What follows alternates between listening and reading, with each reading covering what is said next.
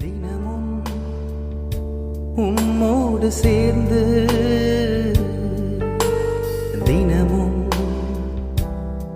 மார்பில் சாய்ந்து. அருமைநாதர் இயேசு கிறிஸ்துவின் விலையேறப்பெற்ற நாமத்தினாலே உங்கள் யாவருக்கும் என்னுடைய அன்பின் ஸ்தோத்திரத்தை இந்த காலை பொழுதிலே நான் உங்களுக்கு தெரியப்படுத்துகிறேன்.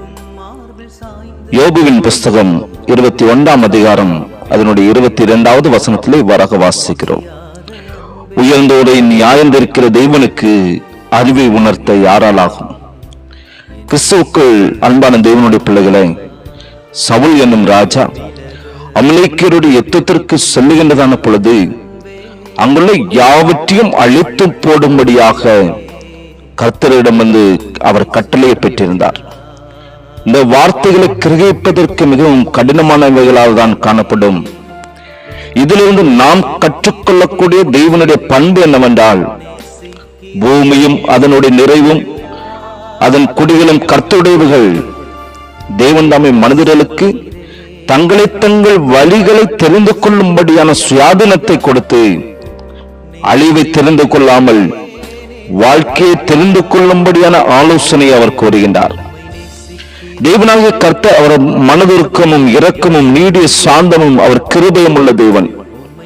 ஒருவனும் பாவத்தில் அழிந்து போவது தேவனுடைய சித்தமும் அல்ல. ஆனால் அவருடைய நற்பண்புகளை காலகாலமாக அற்பமாக எண்ணி அசட்டு பண்ணுகின்றவர்களுக்கு ஒரு நாள் நீதியான நியாய தீர்ப்பு உண்டு என்பதை நாட்களில் மறந்து போக வேண்டாம். ஒருவரும் தப்பிக்கொள்ளவும் முடியாது. அதுபோலத்தான் அமலேக்கியரின் அக்கிரமத்தின் காலம் நிறைவேறிய போது தேவன் இந்த கட்டளையை அங்கே கொடுக்கிறார். ஆனால் சவுல் அங்கு சென்ற பொழுது கொழுமையான ஆடுகளை கண்டு எச்சித்து சாபத்தீடான அவைகளை காப்பாற்றிக் கொண்டு வருகிறதை நாம் பார்க்க முடிகிறது.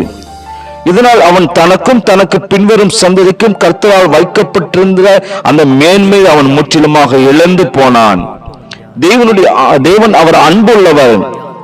அவரை விட அதிகமாக எவரையும் நேசிக்கவே முடியாது. எனவே தேவனுக்கு அன்பையும் இரக்கத்தையும் கற்றுக் கொடுக்க ஒரு நாள் முற்படாதிருங்கள். அவருக்கு ஞானத்தை புகட்ட துணிகரம் கொள்ளாதிருங்கள். தேவன் விளக்கியனவைகளை, அதாவது ஒருவேளை அது உறவாக இருக்கலாம் அல்லது பொருளாக இருக்கலாம், எதுவாக இருந்தாலும் அவற்றை நீங்கள் ஒரு நாளும் ஏற்றுக்கொள்ளாதிருங்கள். நம் தேவனுடைய சமூகத்திலே யாவருக்காகவும் பரிந்து பேசும் ஸ்லாக்கியம் நம்முடைய வாழ்க்கையிலே கர்த்தர் கொடுத்திருக்கிறார். எனவே உங்கள் ஜீவனுக்கு நன்மை உண்டாகும் பொருட்டு சர்வ வல்லவருடைய கட்டளைகளை அசட்டை செய்யாதிருப்பீர்களாக. மகா பரிசுத்தரின் தீர்மானங்களை குறித்து ஒரு நாளும் தர்க்கம் செய்யாமலும் நாம் காணப்பட வேண்டும் என்று சொல்லி பரிசுத்த ஆவியானவர் இந்த காலை பொழுதில ஒரு வாஞ்சிக்கிற தேவனாக காணப்படுகிறார். எனவே கிறிஸ்துவுக்குள் அன்பானவர்களே, ஆவிக்குரிய வாழ்க்கையில வளருவதற்கு எவைகள் தேவைப்படுகிறதோ அவைகளை மாத்திரம் நீங்கள் அனுதினமும் பேசி சிந்தித்து அந்த ஆவிக்குரிய வாழ்க்கையில வளரும்படியாக உங்களை தேவ சமூகத்திலே நீங்கள் அர்ப்பணிக்கும்படியாக பரிசுத்த ஆவியானவர் இந்த காலை வேளையிலே வாஞ்சிக்கிறவராய் காணப்படுகிறார். அனுதின வாழ்க்கையிலே அவருடைய கட்டளைகளையும் தீர்மானங்களையும் அவர் நமக்கு கொடுத்திருக்கிற சகல விதமான பிரமாணங்களையும் நம்முடைய வாழ்க்கையிலே உண்மையாய் கடைபிடித்துக் கொண்டு அவருக்கு பிரியமாய் வாழ்ந்து அவருடைய சித்தம் செய்ய தேவ சமூகத்தில் நம்மை அர்ப்பணிக்கலாமா? ஜெபிப்போம். சர்வ வல்லமையும் மிகுந்த இரக்கமுள்ள எங்கள் அன்பின் நல்ல தகப்பனே, இந்த காலை வேளைக்காக நாங்கள் உமக்கு நன்றி செலுத்துகிறோம். அப்பா, உன்னதத்தில் வாழ்கின்றதான உம்முடைய கட்டளைகளையும் நீர் எடுக்கும் தீர்மானங்களை குறித்து தர்க்கம் செய்யாதபடி எங்களுடைய இருதயத்தை காத்துக்கொள்ள தகப்பனே, நீர் எங்கள் ஒவ்வொருவருக்கும் நீர் கிருபை தந்து வழி நடத்துவீராக.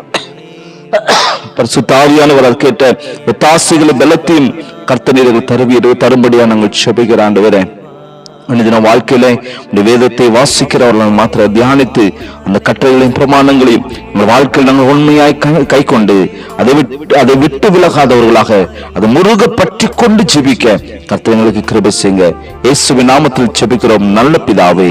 ஆமென், ஆமென்.